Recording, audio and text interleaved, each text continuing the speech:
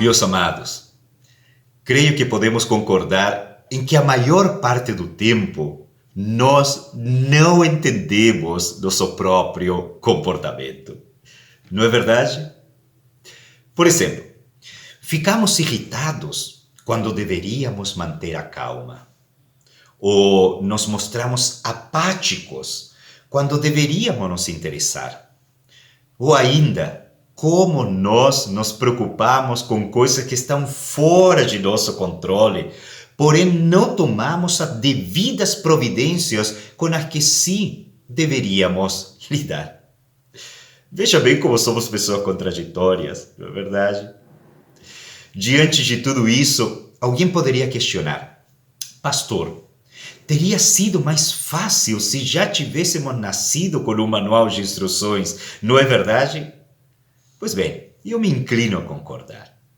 Mas vamos trabalhar essa ideia. Imaginem que tivéssemos nascido com esse manual de instruções. Ainda assim, seria necessário saber ler e interpretar corretamente esse manual para poder nos ajudar. Concordamos? E por falar de interpretações, você não deve se esquecer que nós, enquanto seres humanos, sempre estamos interpretando. Sempre. Querem ver? Vamos imaginar que você deseja comprar um carro, ou você, minha irmã, quer comprar uma bolsa, um par de sandálias. Aí você olha o saldo da conta bancária e pensa: esta é uma excelente oportunidade. Pois bem, o que acabou de fazer? Você acabou de interpretar uma situação. Está vendo? Mas você também interpreta pessoas. Que nunca olhou para alguém e pensou: essa pessoa tem algo de estranho. Tá vendo? Sempre interpretamos. Você também interpreta comentários. Interpreta comentários, sim. Você interpreta sentimentos, emoções e por aí vai. Então, sempre estamos interpretando. E é aqui precisamente que nos deparamos com a questão mais importante. E qual é, pastor? O ponto mais importante que para interpretar corretamente a realidade é essencial, mais uma vez, é essencial estar fundamentado na verdade. Por quê?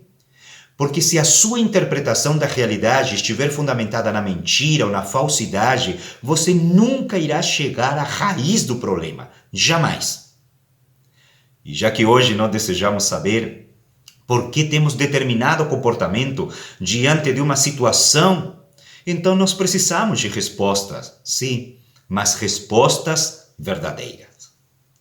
Pois bem, meus amados, antes de avançar, eu preciso fazer uma advertência, principalmente aos pais. Pais, por favor, tenha muito cuidado com as pessoas que conversam com seus filhos. Muito cuidado. Pois muitas delas se apresentam como especialistas e conhecedoras quase oniscientes da natureza humana. Cuidado com aquelas pessoas que fazem questão de apresentar seus títulos e qualificações profissionais, a fim de te levar a pensar que eles são a solução para os problemas de seus filhos. Muito cuidado. Prudência.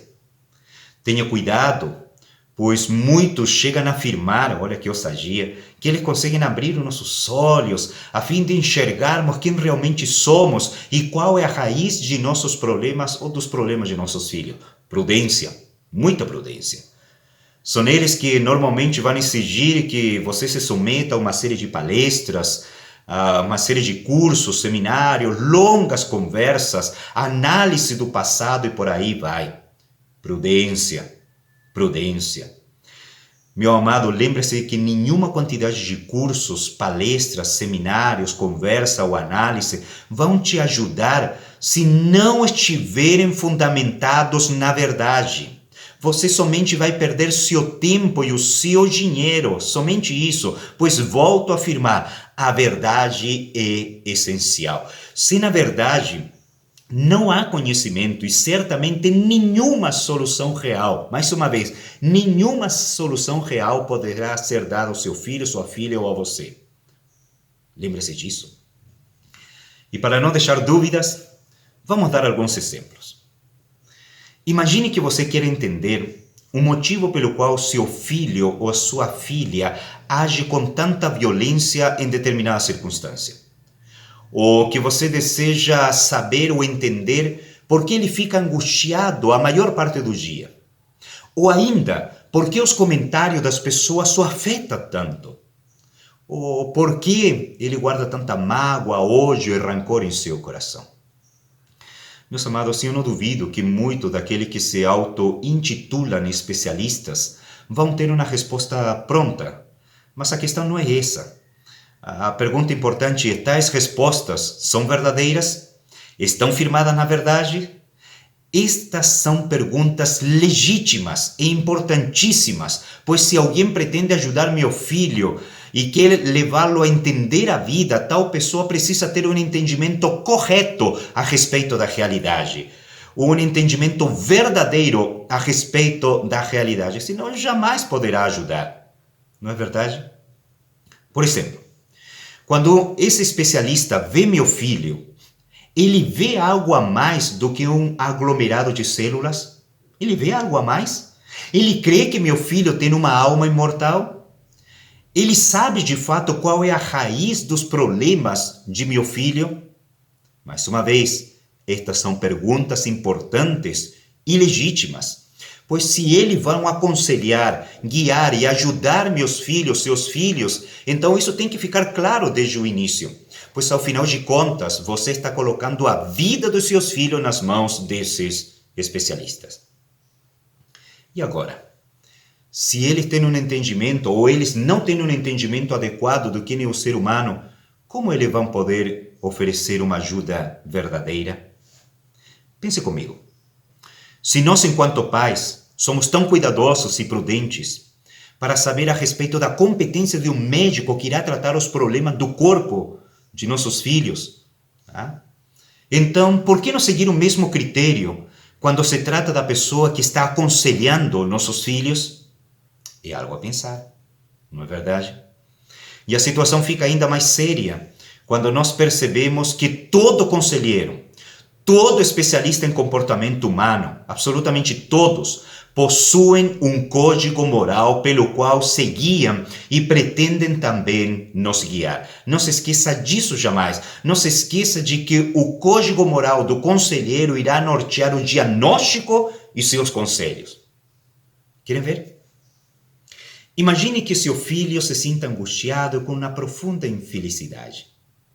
O que esses conselheiros vão falar a respeito da felicidade e da paz?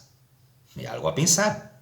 Imaginem que o especialista diga: você precisa ser feliz.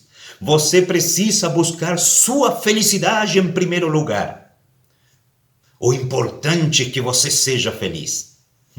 Se seus pais têm outras convicções ou convicções religiosas que te façam sentir mal, então deve-se lembrar que seus pais já viveram na sua juventude. Agora é você que tem que viver sua própria vida e fazer suas próprias escolhas. Parece um ótimo conselho, não é verdade? É claro que não. É claro que não. Pois aqui nós enfrentamos um problema gravíssimo, pois a Bíblia ordena que os filhos honrem seus pais e os obedeçam em tudo o que é justo. Jamais se esqueça disso. E nós cristãos sabemos que muitas vezes honrá-los e obedecê-los demandará sacrifícios e renúncia. Nós sabemos que muitas vezes temos que nos sacrificar enquanto filhos, pois temos um dever para com Deus e um dever para com nossos pais, e esse dever vem em primeiro lugar. Filhos de pais doentes e idosos sabem do que eu estou falando agora, pois muitas vezes abrem mão do conforto para cuidar de seus pais e assim obedecer o que Deus exige. Muitos desses conselheiros dizem: você constrói sua identidade. O importante é ser feliz. Mas a Bíblia diz que a minha identidade está em Cristo. Em Cristo, bendito seja o Senhor. É Ele quem coloca as coisas no lugar de onde nunca deveriam ter saído. Por isso, meus amados, desejo adverti-los, pois eu sei que vocês amam a Deus e amam seus filhos. Tenham cuidado. Muito cuidado com as pessoas que conversam com seus filhos. Todo cuidado é pouco. Não se deixem impressionar pela popularidade de alguém ou pelos títulos que ele possa exibir. Cuidado, mais uma vez, cuidado. Todo ser humano, em qualquer área da vida, sempre se guiará, sempre falará e agirá e viverá de acordo aos seus princípios morais.